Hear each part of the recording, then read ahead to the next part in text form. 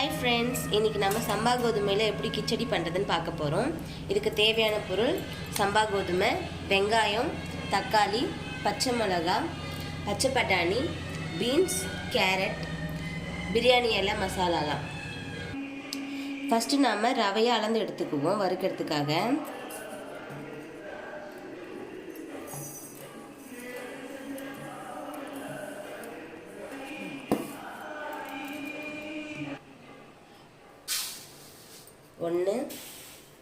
ஒன்றரை கப் ரவை எடுத்துக்குவோம். இதை வந்து ஸ்லோவில் வச்சு நல்லா வறுத்துக்குவோம், மீடியம் ஃப்ளோவில் வச்சு.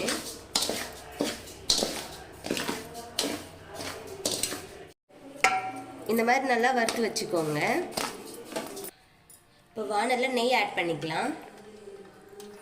நெய் சேர்த்தா வாசனை ரொம்ப சூப்பராக இருக்கும், அதனால் நெய் ஆட் பண்ணிக்கிறேன் நான். இப்போது பட்டை போட்டாச்சு, நட்சத்திரம், லவங்கம், சோம்பு, கசகசா. இப்போ பிரியாணி எல்லாம் ஆட் பண்ணுவோம்.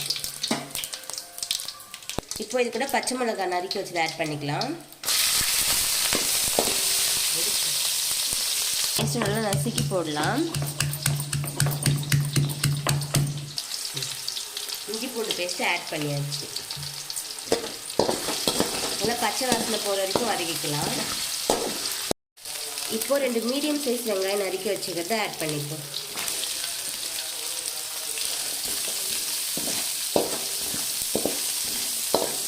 பாருங்க, வெங்காயம் கோல்டன் கலரில் வந்துடுச்சு. இப்போ நம்ம தக்காளி ஆட் பண்ணிக்கலாம்.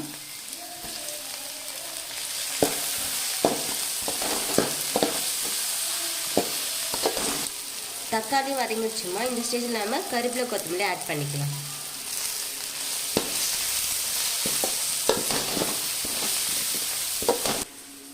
இப்போ நம்ம வச்சுக்கிற வெஜிடபிள்ஸ்லாம் இது கூட ஆட் பண்ணிப்போம். 1 cup carrot, 1 cup beans, 1 cup பச்சை பட்டாணி.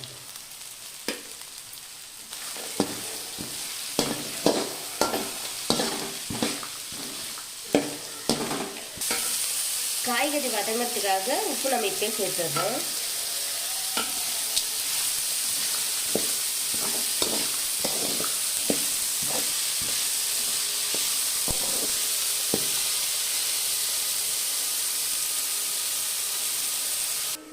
நாம் 1.5 கப் ரவை எடுத்துக்கிட்டோம் இல்லையா, அதுக்கு 1 கப்புக்கு 3 டம்ளர் வீதம் தண்ணி எடுத்துக்கணும்.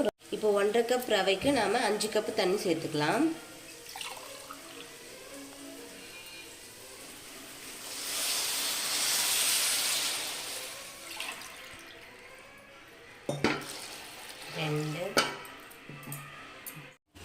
நல்லா கொச்சி வந்துடுதுமா, காய்கறிலாம் நல்லா வெந்துடுச்சு. இப்போ நம்ம ரவை இது கூட ஆட் பண்ணலாம்.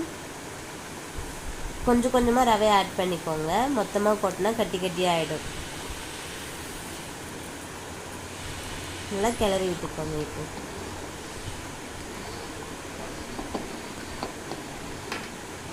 பாருங்கள், கட்டி கட்டியே இல்லாமல் இருக்குது.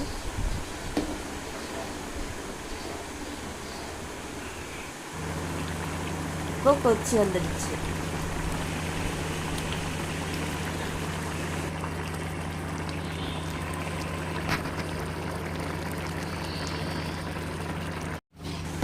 இந்த மாதிரி ஸ்டேஜ் வந்து நம்ம ஸ்டாப் பண்ணிக்கலாம். அடுப்பை